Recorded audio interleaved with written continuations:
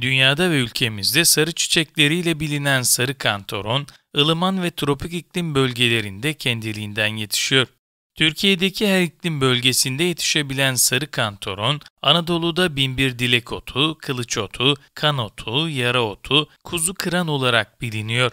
Sarı kantaron yağı cilt sorunlarından sindirim sistemi kaynaklı birçok problem için kullanılıyor. Nemlendirici özelliği nedeniyle saçlı ve saçsız deriye uygulandığında cilde parlaklık ve canlı bir görünüm sağlarken düzenli olarak küçük miktarda içildiğinde ise mide ve bağırsak sorunlarına iyi geliyor. Memorial Kayseri Hastanesi Beslenme ve Diyet bölümünden diyetisyen Betül Mert, sarı kantaron bitkisi ve sarı kantaron yağının kullanım alanları hakkında şu önemli bilgileri verdi.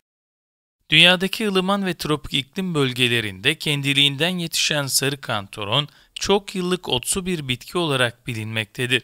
Uzunluğu 70 ila 90 santimetreye kadar çıkan bitki, çok dallanan kökleriyle kendi familyasındaki bitkilerden ayrılmaktadır.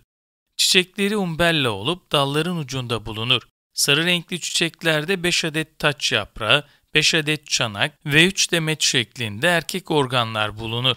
Sarı kantaron bitkisindeki etken maddelerin yaklaşık %90'ı çiçek bölümündedir. Bunun için tamamlayıcı tıp alanında bitkinin çiçek bölümü kullanılmaktadır. Sarı kantaron yağı zayıflatır mı? Sarı kantaron yağı kilo vermeye yardımcı olmakta, bunun için de idrar sökücü özelliğinden faydalanılmaktadır. Her gün belirli miktarda kullanılması gerekmektedir. Ayrıca uzun süreli kullanımının uygun olmadığı belirlenmiştir. Bağırsak sorunlarına iyi gelen sarı kantaron yağı kabızlığın giderilmesinde de etkilidir.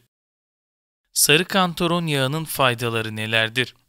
Depresyona bağlı belirtilerin hafiflemesini sağlamaktadır. Hafif ve orta dereceli depresyon tedavileri için kullanılabilmektedir. Kaygıyı azaltarak rahatlama sağlamaktadır. Vücudu gevşetici özelliği etkisi olduğu için kaygı belirtilerini azaltarak atakların önüne geçmektedir. Menopoza bağlı belirtilerin azalmasını sağlamaktadır. İşlenmiş bir yağ olmayan sarı kantaron yağı gönül rahatlığıyla kullanılabilir. Menopozun belirtilerinden olan sıcak basması sorununu ortadan kaldıran sarı kantaron yağı bu dönemde ortaya çıkan duygu durumlarının düzeltilmesine yardımcı olabilmektedir. Adet öncesi sendromu sancılarını hafifletmekte ve kan sulandırma gibi yan etkiler göstermemektedir. Mevsimsel duygu durum bozukluğu yaşayanların kaygısını azaltmaktadır. Sigara bırakma konusunda yardımcı bir etkendir.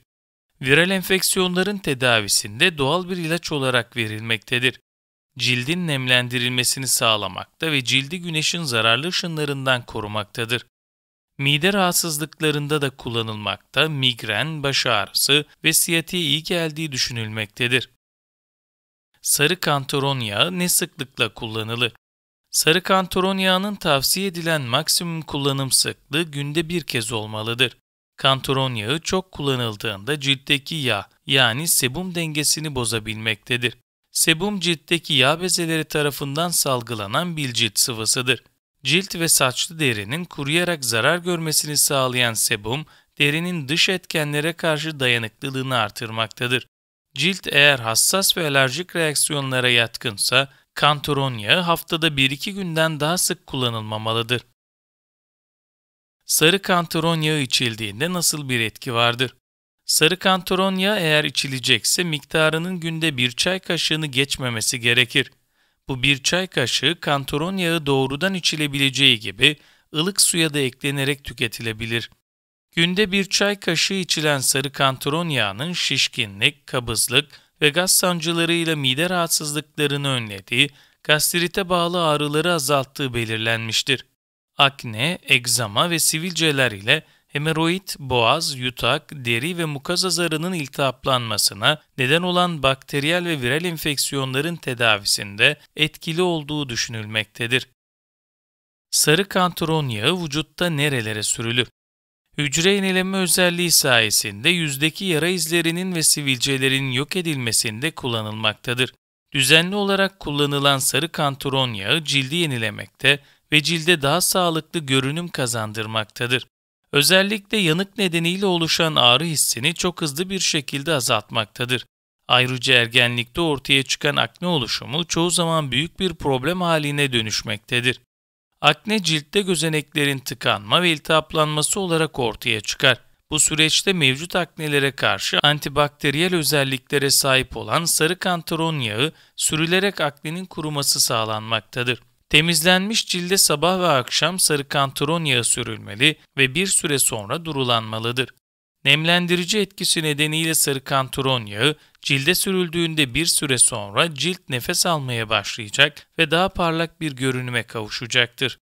Ancak çok fazla yan etkisi olmamasına rağmen çok yoğun kullanılması tavsiye edilmemektedir. Geceleri yıkanarak temizlenmiş cilde pamukla ya da parmak uçlarıyla masaj yaparak sürülmesi gerekir. Peki sarı kantaron nerede yetişir? Türkiye'de 96, dünyada 400 ve Avrupa'da 10 türü olan sarı kantaron, Asya, Avrupa, Avustralya ve Amerika kıtasının bir bölümünde yetişmektedir. Türkiye'de ise başta Ege bölgesi ve Akdeniz olmak üzere iç bölgelerde de yetişmektedir. Dünyadaki sarı kantaron türünün 46'sı yetiştiği bölgenin iklimsel veya bölgenin yapısına göre şekillenmiştir. Yeni endemik olan sarı kantaron, Batı Avrupa, Asya ve Kuzey Afrika'da kendiliğinden yetişebilmektedir. Sarı kantaron bitkisi dünyanın ılıman ve tropikal bölgelerindeki yol kenarlarında, akarsu kenarlarında, kalkarlı arazilerde, ormanlarda, bataklık ve sahillerde, kayalık bölgelerle ekim yapılmamış arazilerde kendiliğinden yetişmektedir. Sarı kantaron yağı neye gelir? Yapılan araştırmalarda sarı kantaron yağının güneş yanıkları, yaralar, cilt üzerindeki yüzeysel morluklara iyi geldiği belirlenmiştir. Ayrıca ülser gibi mide-bağırsak sorunlarında da kullanılmaktadır. Antioksidan, antiinflamatuar, antikanser ve antimikrobiyal içermesi nedeniyle sarı kantaronun yara iyileştirici ve ağrı kesici etkisi de bulunmaktadır. Özellikle piyasada satılan preparatlarının ise siyatiye ve zehirli hayvan ısırıklarına iyi geldiği söylenmektedir. Tarihsel süreçte ise eski Yunan ve Roma dönemlerine ait kaynaklarda sarı kantaron, akciğer, mide, bağırsak, böbrek ve idrar yollarının kronik hastalıklarında, gece idrarını kaçıran çocukların tedavisinde ve antimikrobiyal olarak kullanılmıştır. Özellikle yatalak hastalarda oluşan bası yaralarının tedavisinde etkili olduğu bilinmektedir.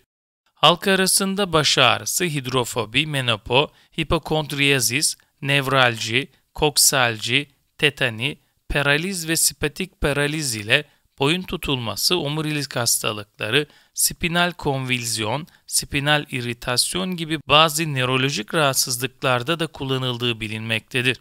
Türkiye'de ise çeşitli hastalıklara karşı endomedikal kullanımı söz konusu olsa da ağır hastalıkların tedavisinde kullanılmaması gerekir. Özellikle kanser hastalarını hayatta tutacak esas tedavi öteleyen bu tür bitkilerin kullanılması çok etik değildir.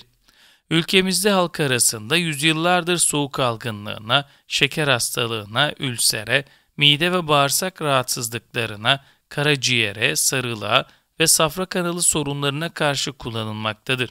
Ayrıca bitkinin %1'lik infüzyonundan hazırlanan karışımları kullananlarda bağırsak parazitlerinin düştüğü de tespit edilmiştir.